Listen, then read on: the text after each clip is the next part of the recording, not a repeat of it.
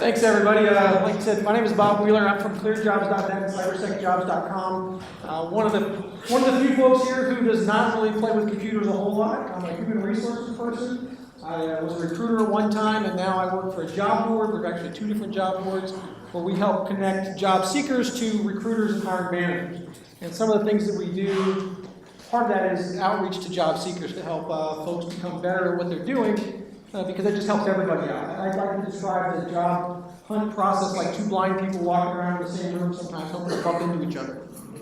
That's kind of the way it is. But if we can start to learn a little bit more about how the jobs process works, how the hiring process works, how all those things happen, it really benefits everybody, to include you folks out there, whether you're looking for a job right now or whether you're a student looking for a job sometime in the future. Just really quickly, out of a show of hands, how many folks here are like looking for a job like right now? Okay, so I see about a little more than half. How many folks here are currently students? They're in a program right now, going to school. Okay, about a quarter. How many folks here in the audience here are currently active duty military veterans, or recently got out of the military? Let's put it that way. Okay, so about a third of that. So we're going to touch on all those things a little bit. I'm going to get a little. Basically, as we break it down, we're going to talk about the current landscape, a few stats about InfoSec in particular, because one of the things that you got to watch out for is when people start saying, well, here's exactly how you have to get a job. Well, every community is different, every organization is different, every ecosystem, and InfoSec is definitely its own ecosystem. And there's even ecosystems inside of InfoSec that can be a little different. We're going to talk about the hiring process. We're going to talk about how to build a network, a little bit about job boards and job fairs and what you can do with those, resumes, interviews, and then finally we're going to talk about, when you got the job, now what? I will tell you that in an hour or 45 minutes or whatever, there's so much to talk about in here. I'm not going to get into the weeds on everything. I'm just not going to be able to do that. So what I'm going to tell you that the things that we're going to focus on in this particular topic is going to be the hiring process part, building the network, and we're going to talk about resumes a little bit. Those are going to be the main focuses. So some of these other things, I'm just going to kind of hit the wave tops on. So first, let's talk about the current landscape. When we talk about the landscape of InfoSec and cybersecurity, it's the trendy topic, right? Everybody wants to be in InfoSec. Some of you folks here, maybe this is what you've been doing your whole entire life. You grew up with computers, and you've been going forward for the last 5, 10, 15, more, maybe even more years. There's other folks here who, I talked to somebody today coming out of the Army who did something completely different. He was an HVAC type person, but he's making the transition, going to school, going to come out of college with his InfoSec degree and looking at it from that direction. So when you look at this, it is its own special thing, and you need to understand your place in the landscape as well.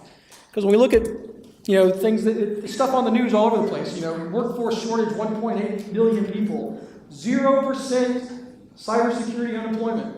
That was the headline. How many people here looking for a job right now?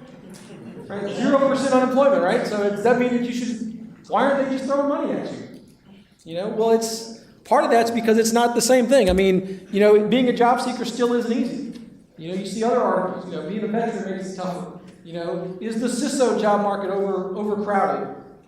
There's still lots of things going on. So just because this is an in-demand community and these skill sets are in demand, and it is technically what's called a negative unemployment, meaning there are more open jobs than there are qualified people to fill them, it doesn't mean that everybody in that place is looking for the right jobs, and there's geographic things going to them in the wrong place, or so there's other things play into that.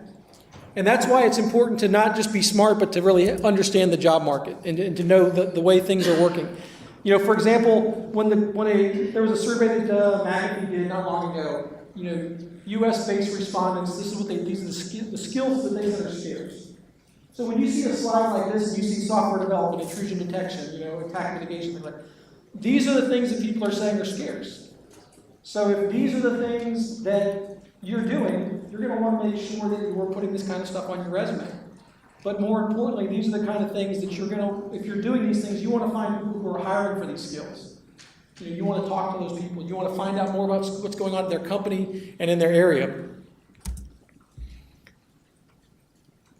Another part about knowing the job market is whether you're an entry-level person or a more senior-level person. This stat I thought was really fascinating. An Indeed survey talked about Job seeker interest in CISO positions in the U.S. is more than double the share of employers that are looking for CISOs. Remember when we said there's 0% unemployment? And why are people finding jobs? Well, basically what that survey was saying, when that report that came out said, it's not that there's all of these extra CISOs running around that just can't find jobs. Really the problem was there were people that were applying for CISO jobs that really weren't, they didn't have the qualifications. Maybe their degree was in music or something, I don't know.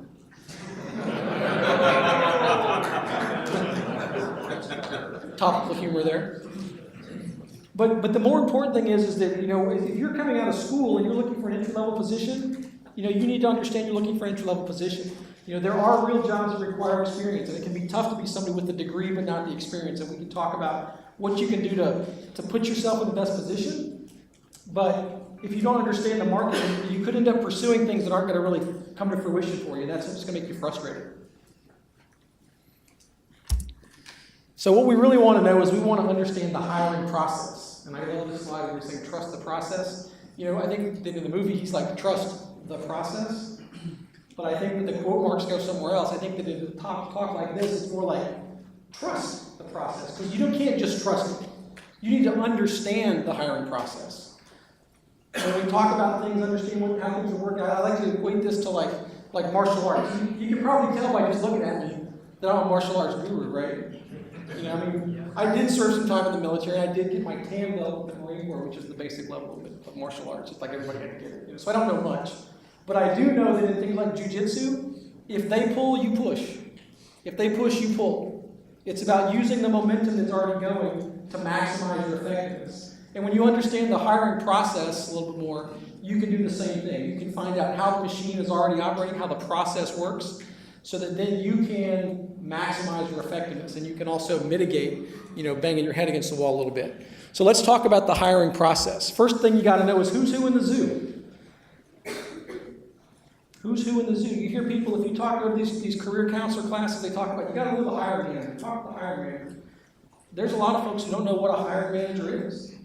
Basically, when you're looking for jobs, there are three main, and I don't even want to call them people, because in some processes, some of these jobs are done by the same person, but there's still three processes. So you have the hiring manager. That's the person who's actually doing the business. This is somebody who's running a team. They're, whether it's a blue team or a red team, or whether they're doing attack mitigation or whatever they're doing, their real job is not to be out there looking for people. Their real job is to accomplish something. But you know what? They're missing somebody on their team. So what they have to do is they have to find somebody. So they pass that down to the recruiter. And they tell the recruiter, I want you to go find me somebody that's got this and this and this and 5 years of this and 2 years of that. And then the recruiter goes out and they can look for folks. Now there's another person out there that's also called a sourcer. Sourcers are people who spend their days all day long going through LinkedIn, going through job boards like jobs.net or cybersecjobs.com, running keyword searches for resumes. They're just looking for people who look like they probably meet the qualifications, so they can then take your resume and pass it over to the recruiter who can then do a better job of looking at things. Now, I'll tell you, the key from a business standpoint, the critical part of this equation, where it either works or it doesn't work, is the relationship between the hiring manager and the recruiter. Because if the hiring manager and the recruiter don't get together and really talk about what they're looking for, that recruiter is actually on a wild goose chase sometimes. And this is how you end up with the thing when the recruiter talks to you, and you're getting all this stuff, and you get to the interview and they're like, that's not what I was looking for. It's not the recruiter's fault. It's actually the hiring manager's fault for not communicating well enough to the recruiter. So now how can we avoid this? This is where you get to know the hiring manager. It's a lot better if the hiring manager, instead of saying, I need somebody with ethical hacking and CISSP and blah, blah, blah, blah, blah, if they say something like, hey, here's this guy Tristan I met at BSides. I think we should hire him. That's a lot better, right? Makes the recruiter's job easier. Hey, find me Tristan. Because the recruiter gets paid for bringing people they're going to get hired. So if you can network your way into knowing the right people, that can help you out quite a bit. Now, each one of these job processes is also unique, and this is something else that I think a lot of job seekers really don't quite grasp or understand. That each recruiter is actually a lot of times working for more than one hiring manager. And each hiring manager may or may not have more than one position that they're looking to fill. So when you're talking to a recruiter for somebody, recruiter A might have 4 jobs supporting 2 different hiring managers, recruiter B for the same company could have 5 jobs under 3 different hiring managers. And this is why you might go to a job fair and talk to somebody and say, hey, I'm looking for, I see you got into the response position, so can you tell me more about that? And the recruiter's like, I really can't, I don't know. It's because they're just under different programs and they're doing different things. And when you have this many people that you're trying to support, this is also can explain a little bit why recruiters may not get back to you as fast as they should, or you want them to. Sometimes it's because they just don't have the information. You've talked to them, you submitted an application, you might even have made the first cut on an interview, but if all of a sudden one of those hiring managers is now out of the loop, the recruiter no longer has information on what's going on. And the thing about the hiring managers, remember, the reason they exist, they're an operational person. So they have to get the job done, and they're short-staffed, that's why they're hiring somebody. So this recruiting thing that they're all having to do is like extra work at exactly the wrong time. So some hiring managers are better at managing this process, some are not. And that doesn't mean they're really a great, InfoSec manager. They could be great at their technical job, but the recruiting part can be different. So when you can kind of understand a little bit more, you can start to ask the right questions. Hey, if you're a recruiter at a job, do you support, this type of a program? And if you don't, do you know the recruiter who does? Oh, by the way, who is the hiring manager for this program? It's so-and-so. Okay, wow, so-and-so. Well, you can find that person on LinkedIn now. You can take a look and see, does he or she have a Twitter account? Is she going to be at BSides this weekend? Those types of things can become what we call career intelligence. But if you don't understand the whole process, you won't know to ask the right questions sometimes. And by the way, if anybody has any questions as we're going, feel free to raise your hand. We got plenty of time on everything. So now there's preferred sources of hire. When people really want to hire somebody, there's a way that they really want to do it. The number one preferred source of hire is internal promotions. And can you blame them? If the CISO left and there's a vice president of information systems that's done a great job and, he or she's natural, why would you not promote that person? And that's because they know them. They're a known quantity. Now, if you don't have that known quantity right now, there's nobody in your position that you can fill in that pipeline, the next gold standard is internal referrals. That's when you learn around and say, hey, who do you know? Hey, tell everybody out there we're looking for more of these people. If you know somebody, let us know. And when you think about this is kind of like, is that just what you know, so you know? We're going to talk about that in a second. But has anybody here ever been asked by their company to give a referral? Like, who do you know? How many people?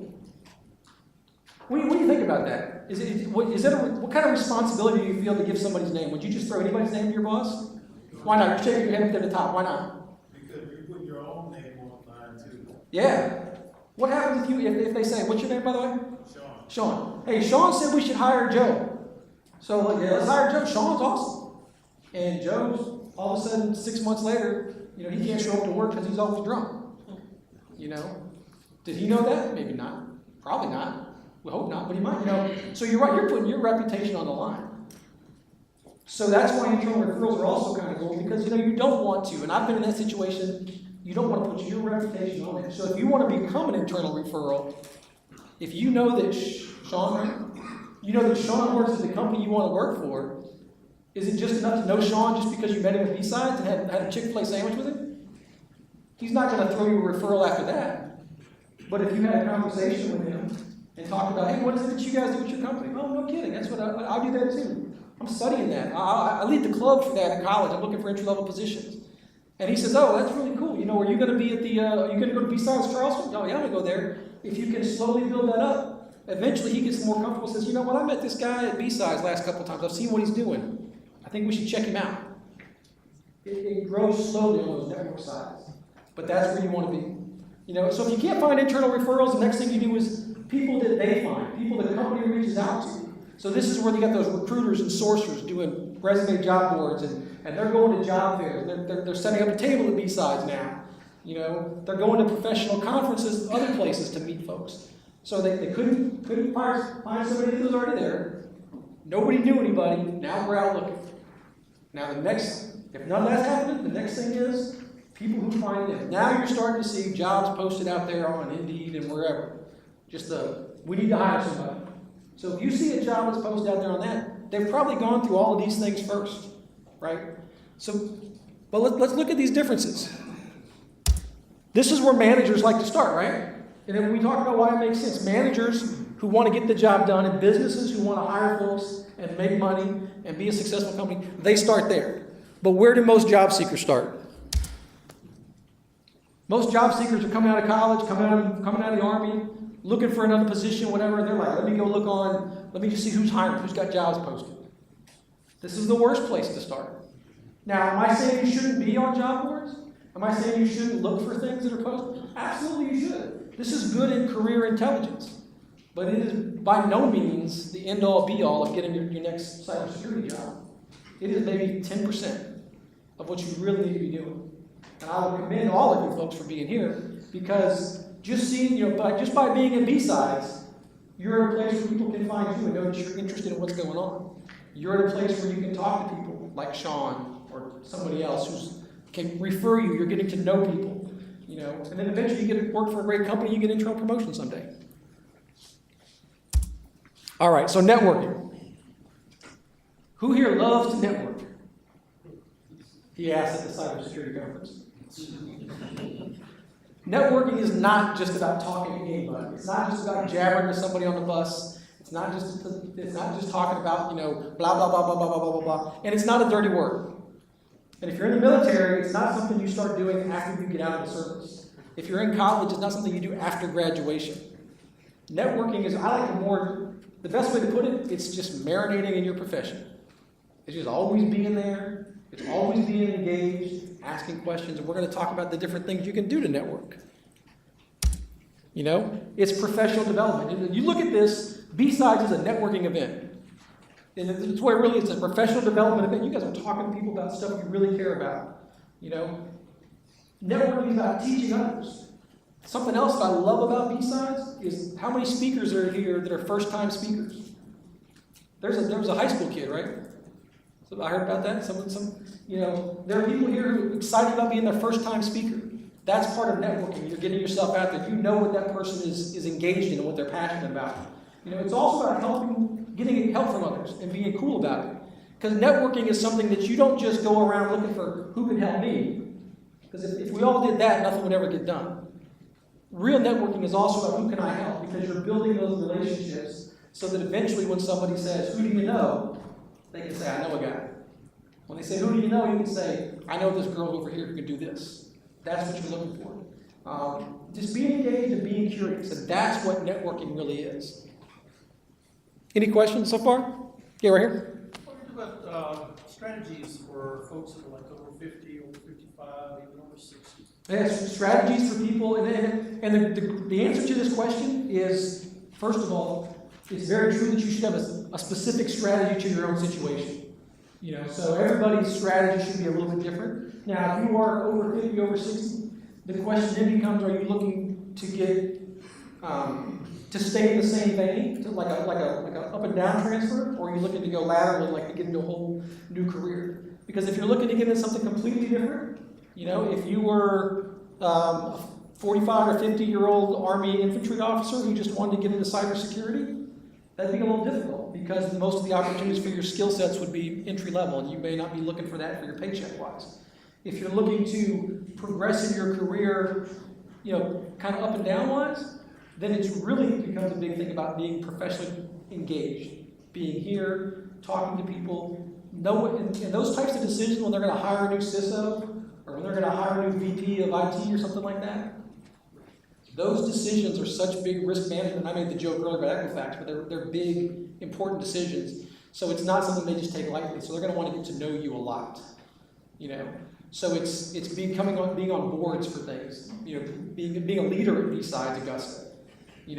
Being a leader at volunteering to teach things and things like that. Because those jobs at that level is all about networking.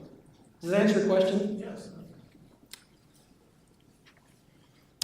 All right, so we said it's not what you know, it's who you know, right? Everybody heard that? It's not what you know, it's who you know. Is that fair? Most people say no. Most people say that's not fair, because I don't know.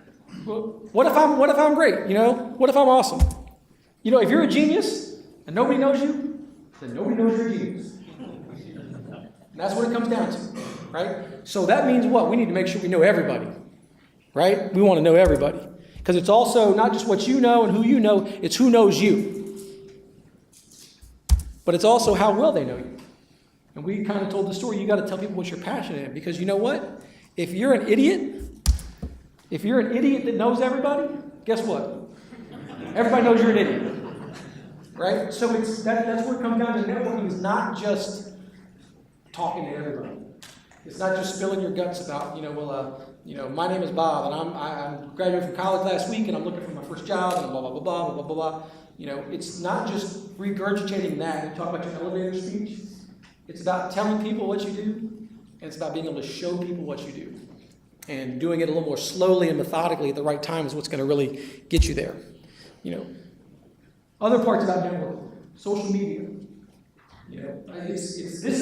How many bets do I got to do? Folks, can you guys raise your hand again? I talk to a lot of people, and I talk about social media things in networking, and it's really amazing because if you come out of the service, and I did 20 years in the Navy, so I know what it's like to be in the service.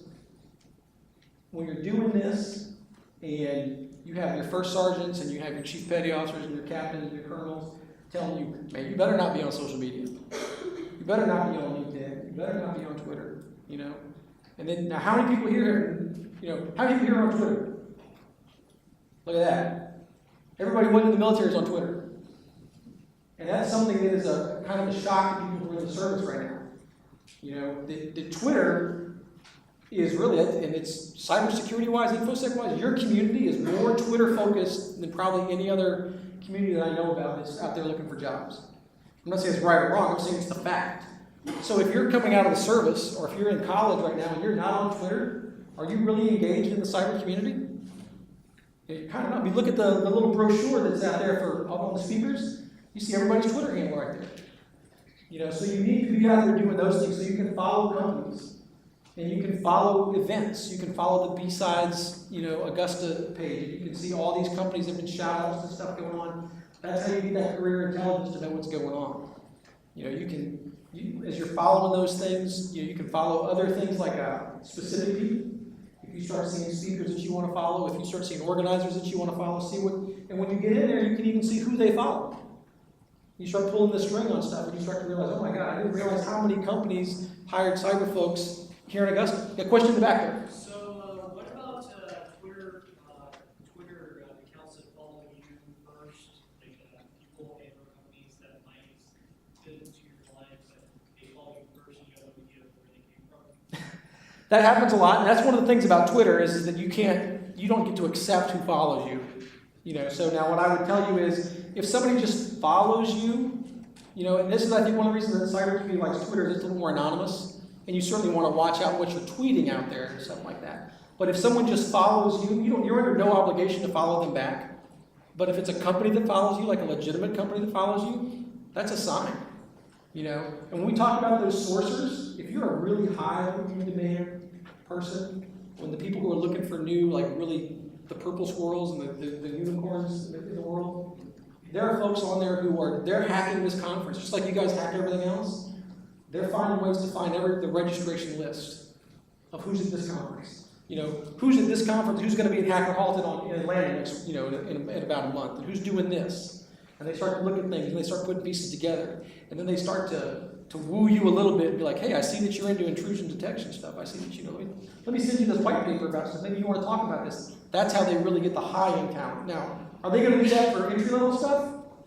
No, they're not. So anybody who tells you just being on Twitter or being on LinkedIn you're going to get a job, that's not the case, but those are pieces to the puzzle. And the longer you stay in the professional world, the more important they become. That becomes more important, and just blind job ads become less important on that scale. Is there a question in the back there? No, you're good? Okay. So that's what we want to do. We want to follow things. We want to follow things, and we want to follow people. Here's an example. This is the BSides Twitter page.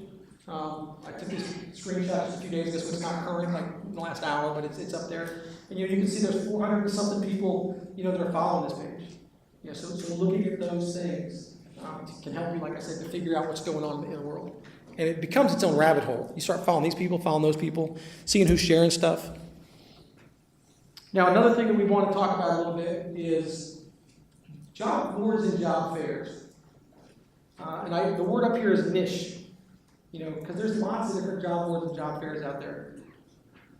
More often than not, the bang for your buck is going to be on things that focus on your skill sets. You know, and I'll speak about the job boards that I work for, but I'm going to also tell you how these things work in general. You know, so I'm using mine as an example, but this is how they work in general. You know, so what we did was we have 2 job boards. One is for folks with a security clearance. So if you've got a top secret, full scope poly, CI poly, whatever, resumes are put on there. You identify your skill set. The only people who have access to that job board are companies who hire for cleared folks. They have a cage number, and we fed all those types of things. You know, so, and the reason companies like to be on there is because it's hard to find people with a high level clearance. They tell us all the time, well, I can find somebody with this skill, but I can't find them with the clearance too. And then why is that? Because if you've got a full scope poly clearance, which is the highest level of clearance you can have, you're not throwing that out on LinkedIn. You know, you don't have a big banner outside your house that says, my name is Sheila, I have a full scope poly clearance, and I'm an intrusion detection person. I work for the NSA. You don't do that stuff. You know, so they come to those job boards. Now, as we were at our job board and every business started going, we were around for 16 years. A few years ago, we started to really be very intentional about targeting the cyber community because this was a highly sought after community. And we really realized there's a lot of non-cleared cyber folks out there. And the private sector is killing for people that have these types of skills. So we have a second job board called cybersecjobs.com, which is just for InfoSec people. But those types of tools are the ones that you more likely want to be on as opposed to just the giant, you know, huge job boards for everything where you get little, like you want to be a doctor. Like, no, I'm a cybersecurity person, I want to be a doctor. Why are you asking me that? Question right there? What about someone that's kind of between those 2 areas? They don't have clearance, but they do want to focus their job search on the cleared sector. Is there a suggested way to get that sort of first entry into the cleared world? Yeah, that's a great question. I'm actually glad you brought that up. It's not on my slides, but it's a terrific question. If you're trying to get into the cleared world, it is almost impossible. And the reason for that is that the people who hire people with clearances are government contractors, right? So the way the government contracting works is the government says, hey, Bob, if you can hire me someone to do ethical hacking, I'll give you $100 an hour, for example, right? So I go and I find you to do it for $75 an hour, and then I just pocket the $25 extra. That's how government contracting basically works. But it takes years to get these clearance levels, like sometimes years. So if I hire her and say I'm going to give her $75 an hour, I can't pay her $75 an hour for 2 years while she's not making me the 100. I'm just losing all that money. So that's why the government contractors want people who already have the clearance, because it just takes so long. So if you're saying, like, what can I do to get a clearance? Your best bet kind of goes back to networking. This is where you find those companies who maybe play in both worlds, and they can find something for you to do that's non-cleared, but they also have cleared work. So if they start to say, wow, what's your name, by the way? I'm Carl, but I'm asking for someone else. Okay, let's say that they're talking to Carl, but they know he knows somebody, you know. But they say, well, Carl's already here, he's doing a good job, and we can see a future for him. Let's go ahead and sponsor his clearance, because they can still use him for 2 years. But that's kind of a rare occasion on how companies can do that. So that's what you really want to do. But that explains why it's so hard to just jump in, and why people will say, and it's a government contract, so if it says you have to have this clearance level to work at the site, you can't even get on the site to work on the computer. They can't get around that, so that's not something you can negotiate. Question back there, not going to do. Go ahead. I just wanted to, I'm actually one of the vendors here, so I'm happy to participate in this. But I just want to add on that one of the things you want to look for in that specific case is where it'll say having clearance is a desired skill, but the requirement is you have to be eligible to obtain that. Yes. That's what we want to focus on. That's a great point. If you do a search for jobs and you're using your own Boolean logic and you use the word eligible for, you know, or willing to obtain type thing clearance, that's a way to find out too. That's a great point. Question over there? I was also going to say a good way to get a clearance is to look for an entry-level job that will get you on like help desk. Mm-hmm. I kind of started my career that way. I started off doing help desk and then they awarded me a clearance after working with them. Yeah, so if you can adjust your expectations, you can apply for something that's a little bit lower level type thing. That's another great way to do it too. But again, understanding the whole process, you start to understand why it can be so difficult to do those things. So going back to why you want to be on the niche boards and everything. You know, this is where the sourcers are at. They're putting in those keywords. They're saying, show me every resume that has CISSP or ethical hacking or whatever the keywords are. Show me those people with these clearances or without these clearances in this location. They can even do it by salary that you're expected, for your salary location, But the recruiters pay for that access to find those people to make it a little bit easier. So you want to be on those sites. Now, job fairs. One of the things about job fairs is that people that are there are typically looking at a niche job fair, especially. They're typically looking to hire pretty soon. That's why they're there. They're not looking, unless I'll tell you, General Dynamics comes to like every one of our fairs, but they've always got stuff going on. But especially the smaller companies, they're going to pony up the money to come put up a table. They're going to pay $2,000 or $3,000 to stand there. They're not just there for public relations. Now the question is, are they hiring for what you're looking for, what you can do? That's the real thing. Just because they're there hiring doesn't mean they're hiring for anybody. So what you want to do is you want to learn, you want to see if they're hiring for what you are, and a good job fair will kind of show that. I'll show you an example in a second. But the other thing about job fairs is you can ask about those jobs. If you are a college student or if you're a veteran and you're not out of the service yet, this is a great place to go and just learn about the company. Ask them about, if you do intrusion detection, ask them questions. Hey, what do you guys do for intrusion detection? What kind of things are you working on? What's exciting about what's going on? Because you're also going to find in job fairs, a lot of companies will send operational folks. They won't just send recruiters. A good company will send usually an HR rep or a recruiter along with the hiring manager who's looking for those people. And that's a great chance because they want to talk to you too. And that's why some job fairs, they actually make hires right on that same day. If the company's built that way, because they've brought somebody who took his or her time out of that busy day to come stand behind a table, paying $3,000 to eat some really lousy food at a hotel, to meet folks. So if they're doing it right, they're looking to hire. By the way, our food's good at our job fairs, but so this is an example, by the way. So let's say that somebody was on clearjobs.net, they were a recruiter. This is kind of behind the scenes. So if I ran a search the other day, which I did for the keyword pen test or penetration test or pen test in 3 different ways, this is the Boolean type search.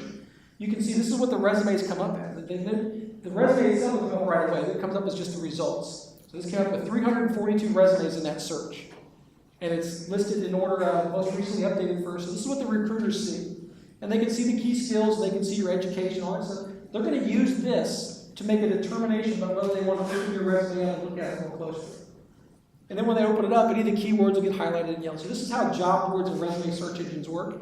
Internal applicant tracking systems at companies will work in a similar way, where they can put things in. So this is why you want to make sure that when you're creating your resume, we're going to talk about this in a little bit, you want to make sure that you're using those keywords. I mean, it's more than just keywords. The keywords kind of help you get found, but they don't always help you get hired. So you got to have a little bit of both, but the keywords are important. And you can see how when there's 342 that are just in this one search, you can see why a recruiter is going to just kind of be zipping through things to figure out, do I want to take my time to look at, who's the first one up there listed their key skills is information security for 23 years. It's pretty simple to know, if I'm looking for an entry-level person, am I going to look at that resume? No, he or she doesn't want an entry-level job at 23 years, probably. I've got other stuff to do. I'm going to keep scrolling down. Or if I'm looking for somebody senior, I might say, wow, this job calls for lots of experience. Let me open this resume and take a look more closely. So that's just a little peek behind how job boards work. This is an example from job fairs. We had a cyber job fair in Texas, at San Antonio, last month, August 1st. So yeah, last month. And what we do, and what a lot of other companies will do, is they will list the companies who are going to be there, but also the jobs they're looking to fill. So when you're going to go to a job fair, you want to look around and see what kind of positions, not just the company has, but also the ones they're looking to fill. So Abacus Technology Corp, which is a big company, as a matter of fact, I think Abacus has got work here in Augusta too, I believe. So they may have jobs, but in San Antonio, this is what they were looking for. So if you were in San Antonio, you were going to go to the job fair, and you were a test engineer, you would want to do a little bit of research before you walk into the job fair. You want to look at Abacus Technology Corporation and find out, okay, what's the company like? What's going on? So when you walked up to talk to that person at the job fair, you were ready to talk about, hey, I'm a test engineer. You don't start off with, I currently am going to school here, or I just got a Navy, or I just, present yourself as the test engineer, because that's going to make them perk up. Well, that's what we're here for. We paid money to talk to people like you. So having that information, which is out there, you want to take advantage of that. You definitely want to take advantage of that. All right, resumes. One of the biggest things that you're going to talk about when you're looking for jobs is resumes. Just know that resumes don't get you jobs, they get you interviews. That's all they do. No one gets hired based on a resume. No recruiter brings a resume to the hiring manager and she just says, send her the form to fill out for human resources, she'll start tomorrow. They're going to want to talk to you, right? So, but the resume just, it really gets their attention. Don't confuse the resume with telling the story of your life. You just want to focus on the job that you're looking to get. Now, if you're on a job board we're going to talk about here in a second, you can make it a little bit broader because you don't know who's searching for it. But when somebody says, you know, hey Sheila, we've got a test engineer position I think you'd be great for. Can you send us your resume? You want to send them a resume that just talks about your test engineer experience. You know, you may have done other things, you know, in your career, some of which might be InfoSec related, some of which might not even not be. You want to distill your resume down to just the stuff they care about. So when they're looking at the resume, they go, bam, yes, as opposed to listing all these other things that you may have done, and they get confused. Well, I can't tell, is she an engineer, or is she more on the, you know, administration side, or is she more on the, I'm getting confused by this stuff. You know, so you want to distill it down. And if you're in the military, sometimes, one of my favorite quotes is, you know, sometimes the coolest thing you did in the Army has nothing to do with the job that you're applying for. And as much as it might hurt your soul to not put it on there, because you did some amazing stuff in Afghanistan, or, you know, or while you were deployed in Korea, you did some amazing stuff, and it hurts your soul to not put it on there, it doesn't belong on there. Because you want to connect with the people who are going to hire you. You don't want to have them think like, well, they don't think, well, if he could do it in a combat environment, surely he could do it here in Augusta, Georgia. You know, they don't think that way. They just want to know you can do the job, so you want to connect as often as you can. You know, you want to focus on just a single job. List your skills and search right up front. How many people here have heard those stats that a resume gets looked at for 6 seconds or less? Right? Is that fair? No. Everybody says, no, it's not fair. But you know what? When I asked you if we were looking for a human resources, an entry-level InfoSec person on that last search, we looked at that first thing and said they've been doing it for 23 years. Did it take you more than 6 seconds to figure out that wasn't what you were looking for? When they say 6 seconds or less on your resume, they're not making a decision to hire you or not in 6 seconds. But in less than 6 seconds, they can usually tell if you're not the right person. Because they've got specific requirements. You got to have a clearance. You got to have a bachelor's degree. Or you got to have 5 years experience as a test engineer, whatever the case may be. So recruiters are good at figuring out, do you have those things? If you do, you don't go into the yes pile, you just go into the maybe pile. And if you don't, you go into the no pile. So they can make that decision in 6 seconds, no or maybe. Once you're in the maybe pile, then they sit there and give a lot more time.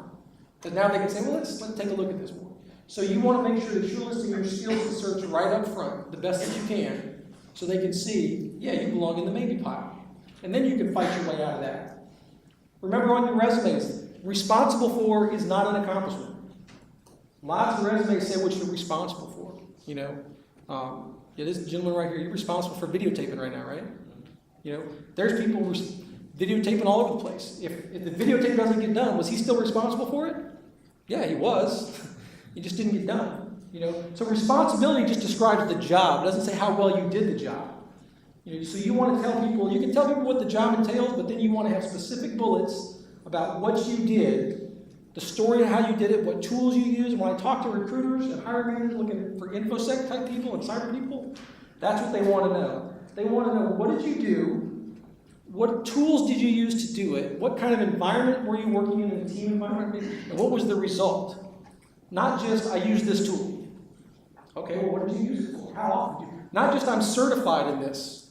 You know, you can become a certified ethical hacker and then you can never ethically hack for years. You know, they want to know, how did you use that cert? Tell me the story of what you did. Because that hiring manager, when they talk to the recruiter, they're saying, you know what? Our team is doing this, we got this going on, we're moving in this direction, I want someone that's going to fit into that. So that's why they need to know those things. Question in the back.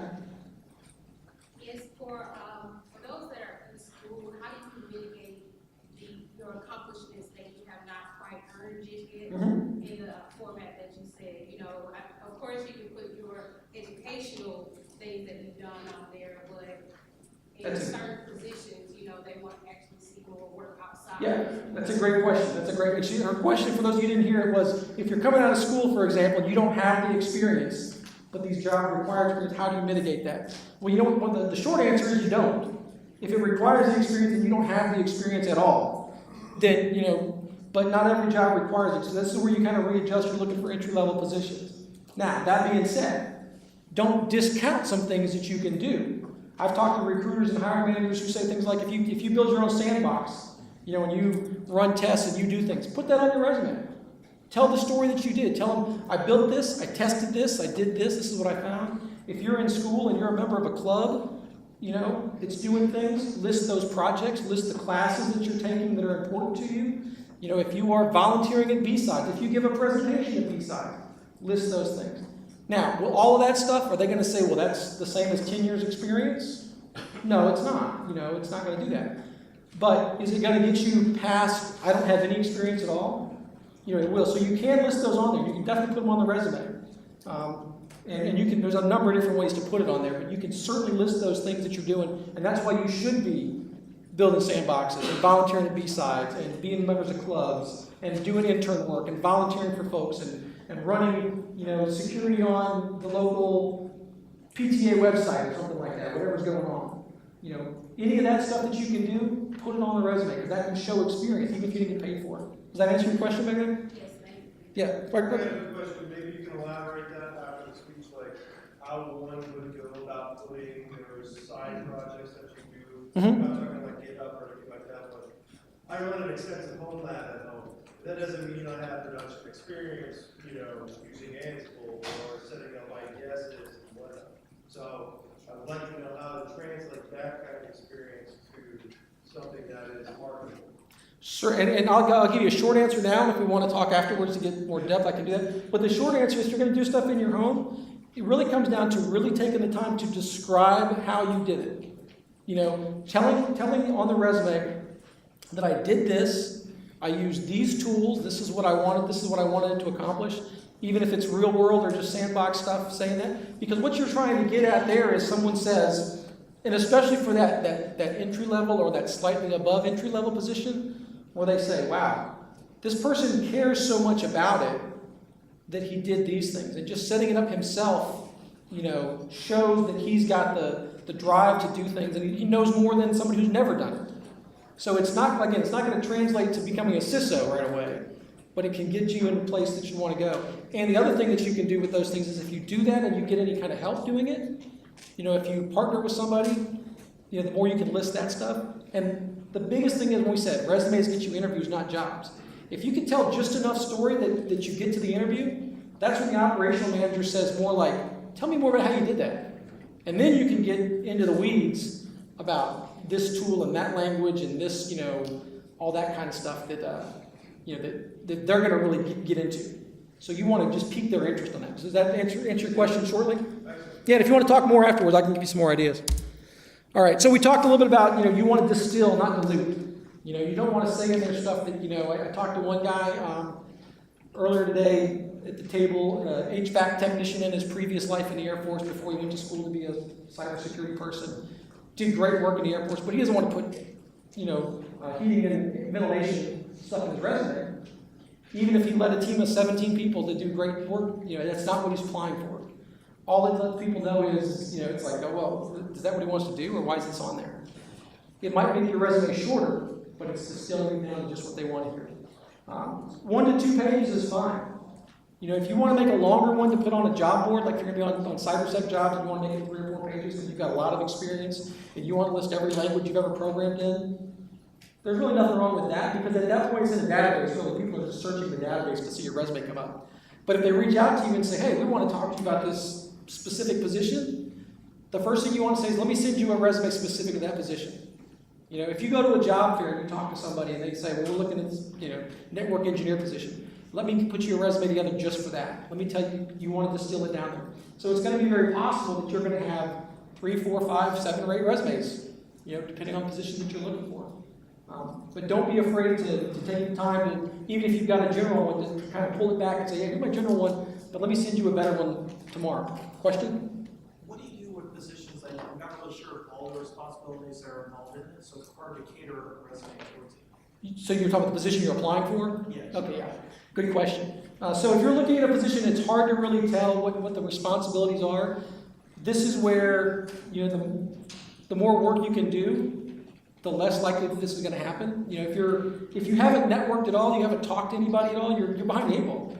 You know, if it's a lousy job description, that's a really tough thing to do. So your best guess is what you can do. And this is where the more you talk to people, you know, you're going to know more about, hey, if you're an abacus corporation and they're going to do, you know, network engineering, what kind of stuff are you, what tools are you guys using right now? You know, so like, oh, I use that tool too, let me put that in there.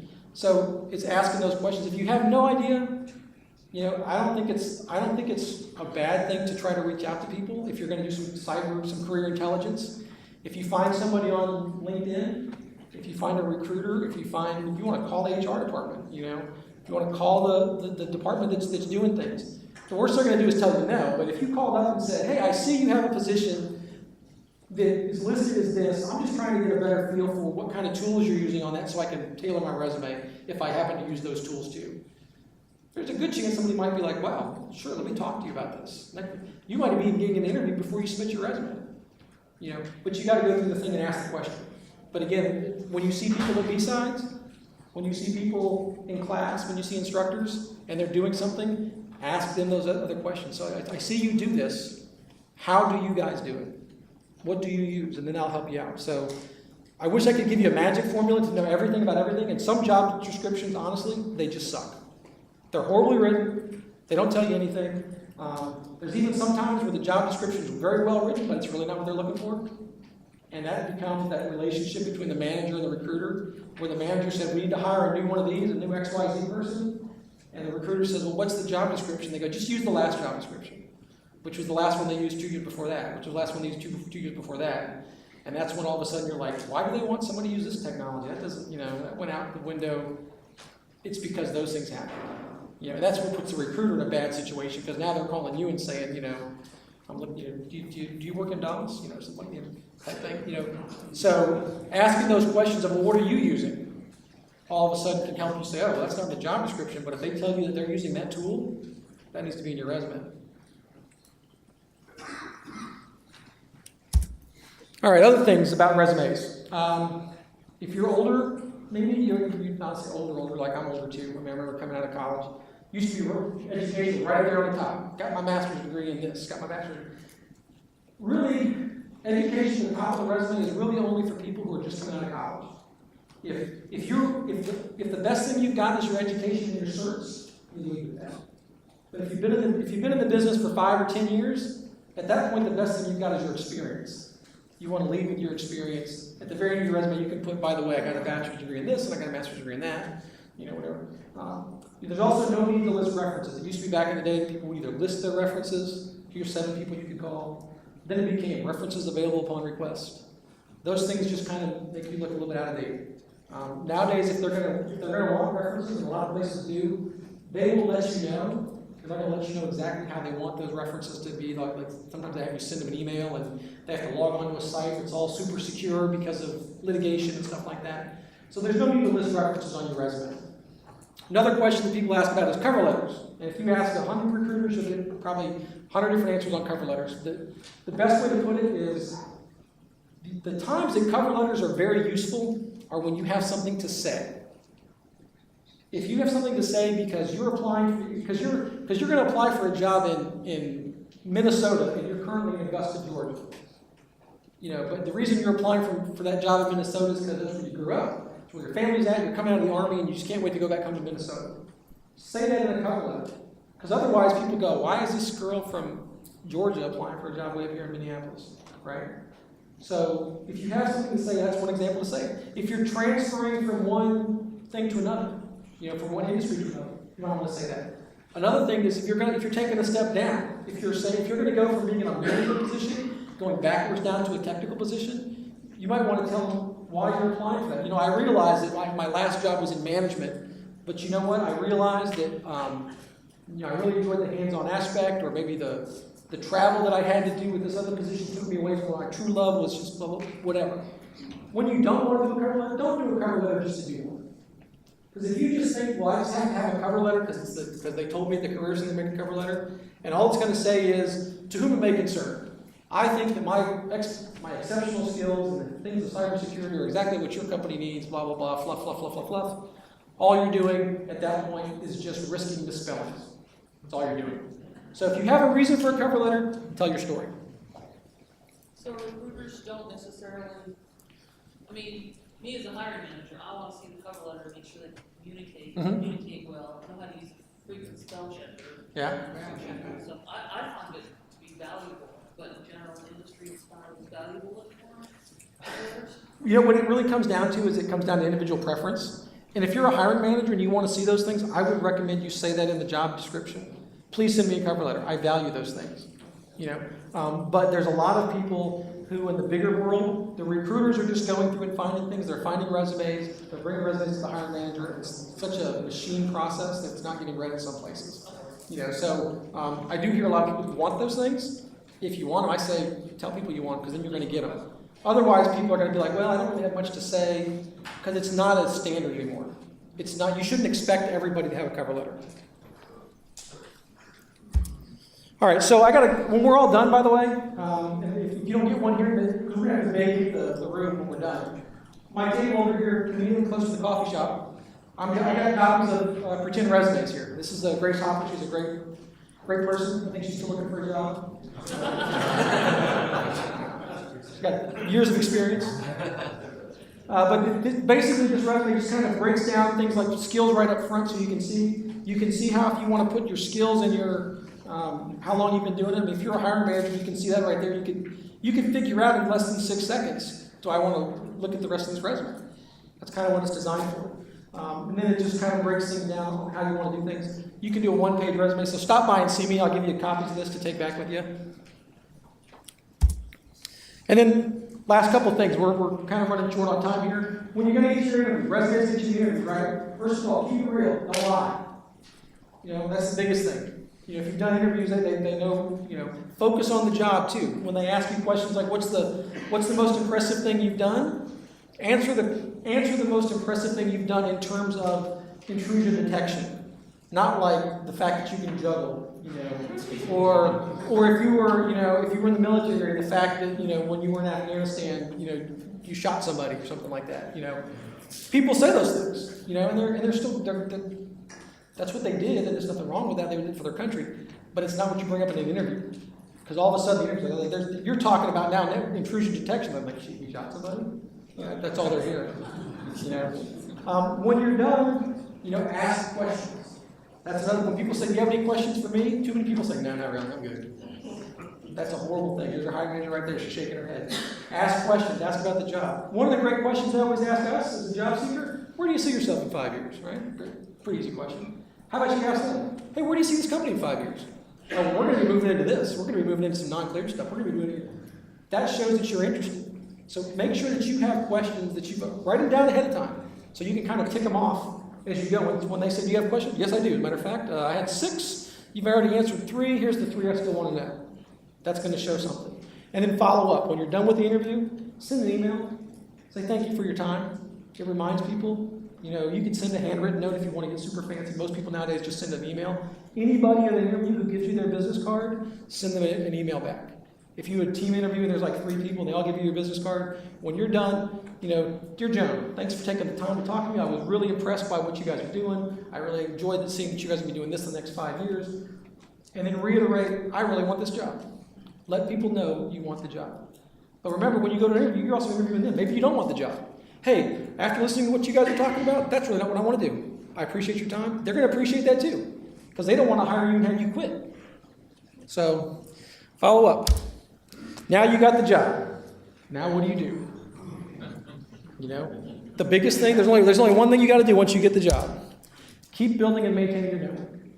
Keep coming to BSides. Keep talking to people. Keep talking to other folks, because you never know when they're going to let you go, when you're going to want to let go, things are going to happen. You never know when they're going to say, hey, who do you know? And we got a $1,000 referral bonus. You can find me somebody to work for us, right? Hey, I have this guy at BSides, does intrusion detection. Give him my $1,000, right? That's how things work. So, we're almost out of time here. So a couple of questions. I've got free gifts to give out, which I forgot to do. So, does anybody?